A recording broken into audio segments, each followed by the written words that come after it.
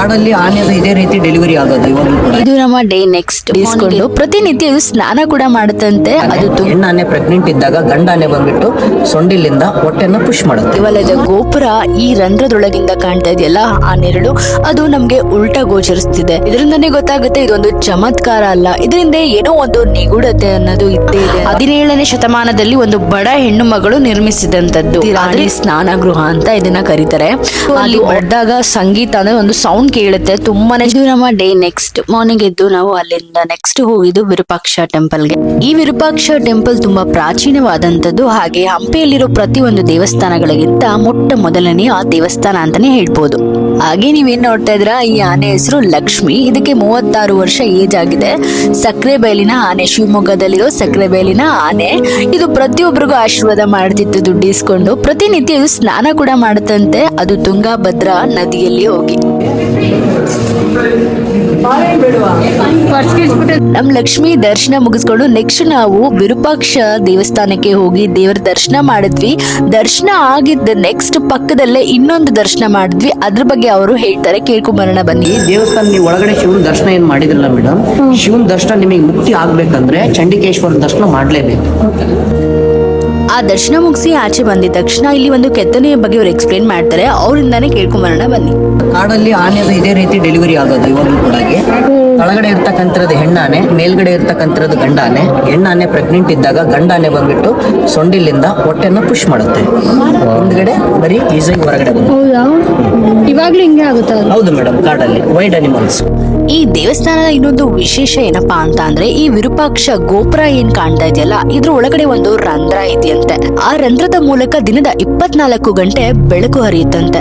ದಿನದ ಸಮಯದಲ್ಲಿ ಸೂರ್ಯನ ಪ್ರಕಾಶ ಹರಿದ್ರೆ ರಾತ್ರಿಯ ಸಮಯದಲ್ಲಿ ಚಂದ್ರನ ಪ್ರಕಾಶ ಹರಿಯುತ್ತಂತೆ. ಈ ದೇವಸ್ಥಾನದ ಒಂದು ಕತ್ತಲೆಯ ಕೋಣೆಯಲ್ಲಿ ಆ ರಂಧ್ರದ ಮೂಲಕ ಬೀಳುವ ಬೆಳಕು ಗೋಡೆಯ ಮೇಲೆ ಈ ರೀತಿ ಕಾಣಿಸ್ತಾ ಇದೆ ನೋಡಿ.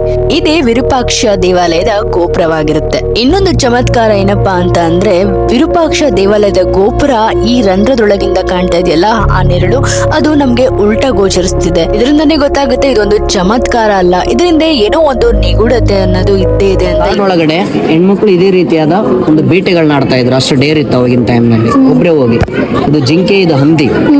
ನಂದಿ ಇತ್ತು, ಆ ನಂದಿ ಭಿನ್ನ ಆಗಿದೆ ಅಂದ್ರೆ ಒಡೆದೋಗಿದೆ, ಅದು ಪೂಜೆ ನಡೆಯಲ್ಲ. ಹಾಗಾಗಿ ಆ ನಂದಿನ ಹೊರಗಡೆ ಇಟ್ಟು ಒಳಗಡೆ ಹೊಸದಾಗಿರೋ 3 ನಂದಿ ಕೆತ್ತಿಟ್ಟಿದ್ದಾರೆ ಮೇಡಮ್. ಇದೇನೇನು ಸಿಗ್ನಿಫಿಕೇಶನ್ ಹೇಳುತ್ತೆ ಅಂದ್ರೆ ಬ್ರಹ್ಮ, ವಿಷ್ಣು, ಮಹೇಶ್ವರ, ಭೂತಕಾಲ, ಭವಿಷ್ಯತ್ ಕಾಲ, ವರ್ತಮಾನ ಕಾಲ, ಫಾಸ್ಟ್, ಪ್ರೆಸೆಂಟ್, ಫ್ಯೂಚರ್ ತೋರಿಸುತ್ತೆ. ತ್ರಿಕಾಲ ಜ್ಞಾನ ನಂದಿ. ಓಕೆನಾ? ಈ ಕಾಣ್ತಾ ಇರೋ ಕಲ್ಲಲ್ಲಿ ಗಂಧ ತೆಗೆದು ಶಿವನ್ಗೆ ಈಗಲೂ ಅರ್ಪಿಸ್ತಾರಂತೆ. ಪ್ರಾಚೀನ ಕಾಲದಲ್ಲಿ ಈ ಡ್ರಮ್ ಅನ್ನ ಯೂಸ್ ಮಾಡ್ತಿದ್ರಂತೆ ಪೂಜೆ ಪುನಸ್ಕಾರ ಮಾಡೋ ಸಂದರ್ಭದಲ್ಲಿ. ನಾವು ಈಗ ಹೇಗೆ ಎಲೆಕ್ಟ್ರಾನಿಕ್ ಆಗಿ ಯೂಸ್ ಮಾಡ್ತೀವೋ ಅದೇ ರೀತಿ ಹಿಂದಿನ ಕಾಲದಲ್ಲಿ ಅದನ್ನ ಯೂಸ್ ಮಾಡ್ತಿದ್ರು. ಹಾಗೆ ನೀವು ಇಲ್ಲಿ ನೋಡ್ತಾ ಇದ್ರ ಮೇಲ್ಗಡೆ ಪೇಂಟಿಂಗ್ಸ್ ಕಲರ್ಸ್ ಕಾಣಿಸ್ತಿದ್ಯೋ, ಇದನ್ನ ಅವರು ಆಗಿನ ಕಾಲದಲ್ಲೇನೆ ತರಕಾರಿ ಮತ್ತು ಹಣ್ಣುಗಳನ್ನ ಯೂಸ್ ಮಾಡಿ ಪೇಂಟಿಂಗ್ ನ ಮಾಡಿರೋದಂತೆ. ಇನ್ನು ಈ ಜಾಗನ ಇವರು ಹೂವು ತೋರಣಗಳನ್ನ ಹಬ್ಬ ಹರಿದಿನಗಳಲ್ಲಿ ಆ ಜಾಗದಲ್ಲಿ ಹಾಕ್ಲಿಕ್ಕೆ ಅಂತ ಮಾಡಿರೋ ಕೆತ್ತನೆ ನೋಡಿ ಎಷ್ಟು ಸುಂದರವಾಗಿದೆ. ನಾವು ಇದನ್ನ ಮುಗಿಸಿ ನೆಕ್ಸ್ಟ್ ಹೋಗಿದೆ ಏಕಶಿಲೆಯಲ್ಲಿ ಕೆತ್ತಿರುವ ಈ ನರಸಿಂಹ ವಿಗ್ರಹವನ್ನ ನೋಡ್ಲಿಕ್ಕೆ ಅಂತ. ಈ ಲಕ್ಷ್ಮೀ ನರಸಿಂಹ ಇರುವಂತದ್ದು ಬಡವಿ ಲಿಂಗದ ಪಕ್ಕದಲ್ಲಿಯೇ 6.7 ಮೀಟರ್ ಎತ್ತರದಲ್ಲಿರುವ ಈ ನರಸಿಂಹನ ವಿಗ್ರಹ ಎಲ್ಲರ ಗಮನ ಸೆಳೆಯುತ್ತೆ ಅಂತಾನೆ ಹೇಳ್ಬೋದು.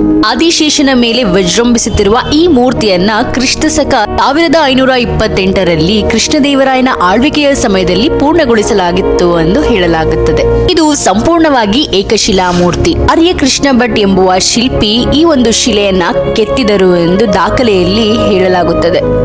ನಾವಿಲ್ಲಿ ನೋಡ್ತಾ ಇರೋದು ಬಡವಿ ಲಿಂಗ. ಈ ಲಿಂಗಕ್ಕೆ ಯಾವುದೇ ರೀತಿ ಪೂಜೆ ಪುನಸ್ಕಾರ ಆಡಂಬರ ನಡೆಯೋದಿಲ್ಲ. ಪ್ರತಿದಿನ ಅರ್ಚಕರು ಬಂದು ಒಂದು ಸಿಂಪಲ್ ಪೂಜೆ ಮಾಡಿ ಹೋಗ್ತಾರೆ. ಕಾರಣ ಯಾಕೆ ಅಂತ ಅಂದ್ರೆ ಇದ್ರ ಮೇಲಿರೋ ಗೋಪುರ ಗುಡಿಗಳೆಲ್ಲ ನಜ್ಜಾಗಿದೆ ಅನ್ನೋ ಒಂದೇ ಕಾರಣದಿಂದ.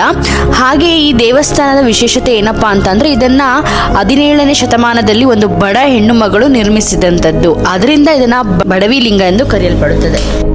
ಇದು ಕೂಡ ಏಕಶಿಲಾ ಮೂರ್ತಿ ಅಂತೆ. ಹಾಗಾಗಿ ಇಲ್ಲಿ ಇನ್ನೊಂದೇನಪ್ಪಾ ಅಂತ ಅಂದ್ರೆ ಸಾಮಾನ್ಯವಾಗಿ ಇದು 2 ಅಡಿ ನೀರಿನಲ್ಲಿ ಮುಳುಗಿರುತ್ತಂತೆ. ಕೆಳಗಡೆ ನೀವೇನ್ ನೋಡ್ತಾ ಇದ್ರ ಲಿಂಗದ ಕೆಳಗಡೆ ನೀರು, ಅದು ಯಾವಾಗ್ಲೂ 2 ಅಡಿ ನೀರಲ್ಲೇ ಮುಳುಗಿರುತ್ತಂತೆ.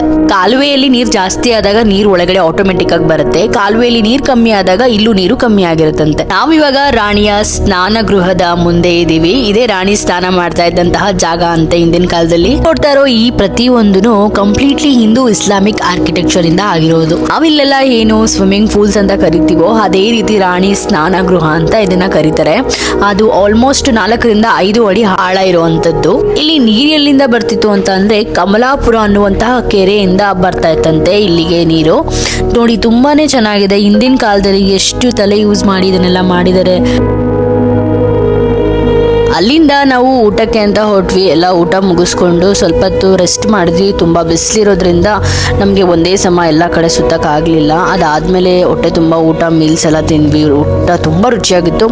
ಆಮೇಲೆ ನೆಕ್ಸ್ಟು ನಾವು ಬಂದಿದ್ದಂತಹ ಜಾಗನೇ ಚಾರಿಯೋಟ್. ಅದೇ ಹೇಗೆ ಗೊತ್ತಿರುತ್ತೆ ಎಲ್ಲರಿಗೂ, ಹಂಪಿಗೆ ಹೋದ್ಮೇಲೆ ಆ ಜಾಗನ ಮಿಸ್ ಮಾಡಿದೆ ಬರೋಕ್ಕಂತೂ ಸಾಧ್ಯನೇ ಇಲ್ಲ. ಕಲ್ಲಿನ ತೇರು, ಹಾಗೆ ಅಲ್ಲಿ ಕಂಬಗಳಲ್ಲಿ ಸಂಗೀತ ಕೇಳಿಬರುತ್ತಂತೆ. ಆ ಜಾಗಕ್ಕೆಲ್ಲ ನಾವು ಹೋದ್ವಿ.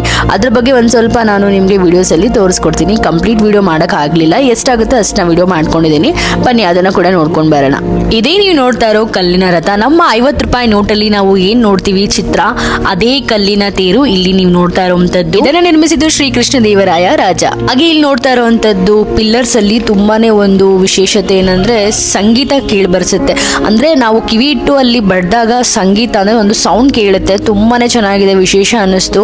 ನನಗಂತೂ ಹಂಪಿನ ಕಂಪ್ಲೀಟ್ ಆಗಿ ತೋರ್ಸಕ್ ಆಗ್ಲಿಲ್ಲ, ಯಾಕಂದ್ರೆ ಹಂಪಿನ ಎಷ್ಟೇ ನೋಡಿದ್ರು ಅದಕ್ಕೆ ಕೊನೆ ಅನ್ನೋದೇ ಇಲ್ವಂತೆ. ಅಲ್ಲಿಂದ ಬಂದು ನಾವು ರೆಸ್ಟ್ ಮಾಡಿದ್ವಿ. ಇನ್ನೇನು ಹೊರಡಬೇಕಿತ್ತು. ನಾವು ರೂಮ್ನೆಲ್ಲ ಫುಲ್ ಮೆಸ್ಸಪ್ ಆಗಿತ್ತು, ಎಲ್ಲ ಕ್ಲೀನ್ ಮಾಡಿಕೊಂಡು ನೆಕ್ಸ್ಟ್ ನಾವು ಮಾರ್ನಿಂಗ್ ಎದ್ದು ಅಲ್ಲಿಂದ ಹೊರಟು ನಮ್ಮ ಒಂದು ಜರ್ನಿ ಸ್ಟಾರ್ಟ್ ಮಾಡಿಕೊಂಡು ನಾವು ಬ್ಯಾಂಗ್ಳೂರಿಗೆ ಬಂದ್ವಿ. ಹೀಗಿತ್ತು ನಮ್ಮ ಈ ಒಂದು ಸೆಕೆಂಡ್ ಪಾರ್ಟ್ ಆಫ್ ಹಂಪಿ. ನಿಮ್ಗೆ ಏನಾದರೂ ನನ್ನ ವಿಡಿಯೋ ಇಷ್ಟ ಆಗಿದ್ರೆ ಲೈಕ್, ಶೇರ್, ಕಮೆಂಟ್ ಮಾಡಿ, ಸಬ್ಸ್ಕ್ರೈಬ್ ಮಾಡಿ, ಬೆಲ್ ಐಕಾನ್ ಮೇಲೆ ಕ್ಲಿಕ್ ಮಾಡಿ ಸಪೋರ್ಟ್ ಮಾಡಿ. ನಿಮ್ಮ ಸಪೋರ್ಟ್ ನನಗೆ ತುಂಬ ಇಂಪಾರ್ಟೆಂಟ್ ಆಗುತ್ತೆ ಅಂತ ಹೇಳ್ತಾ ಈ ಒಂದು ವಿಡಿಯೋ ವ್ಲಾಗ್ನ ನಾನು ಇಲ್ಲಿಗೆ ಎಂಡ್ ಮಾಡ್ತೀನಿ. Thanks for watching.